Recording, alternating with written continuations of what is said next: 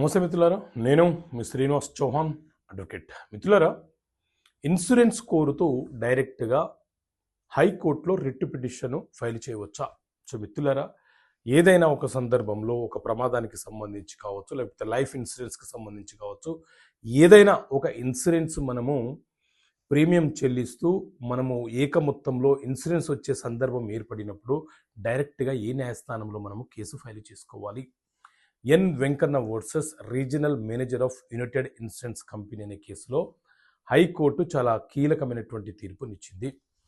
ఎప్పుడైనా సరే మీరు ఇన్సూరెన్స్ను కోరుతూ న్యాయస్థానంలో కేసు ఫైల్ చేసే సందర్భం కనుక ఏర్పడితే మీరు డైరెక్ట్గా సివిల్ సూట్లో భాగంగా సివిల్ కోర్టులో మాత్రమే ఫైల్ చేసుకోవాలి. ఎందుకంటే సివిల్ న్యాయస్థానము ఆ కేసుని విచారణ జరిపి మీరు ఎంత ఇన్సూరెన్స్ అమౌంట్ వరకు హక్కుదారులో నిర్ధారణ చేయడానికి అవకాశం ఉంటుంది. అంటే ఈ ఇన్సూరెన్స్కి సంబంధించి కాంపిటెంట్ అథారిటీ కోర్టు ఏదైతే ఉందో అక్కడ మాత్రమే మీరు ఫైల్ చేసుకోవాలి.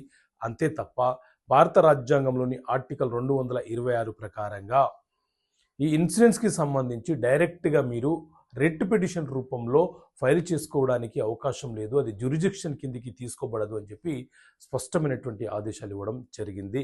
కాబట్టి మీకు ఎక్కడైనా ప్రమాదం జరిగినా, లేకపోతే జీవిత బీమాకు సంబంధించి ఇన్సూరెన్స్ అడగాలనుకున్నా, ఇన్సూరెన్స్ కంపెనీ మనల్ని మోసం చేసే ప్రయత్నం చేసిన సందర్భాలలో ముందుగా మీరు సివిల్ కోర్టులో కేసు ఫైల్ చేసుకునే ప్రయత్నం చేయండి.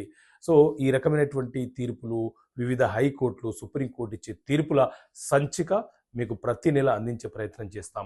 మీరు ఒక్కసారి సభ్యత్వం తీసుకుంటే 12 నెలల కాలం పాటు మీకు ఆ కాపీని అందించే ప్రయత్నం చేస్తాం. కావాలంటే ఇక్కడ కనిపిస్తున్న నెంబర్ కాల్ చేసి ఆ సంచికను మీరు పొందవచ్చు. ఓకే మిత్రులారా, థ్యాంక్ యూ. జై హింద్.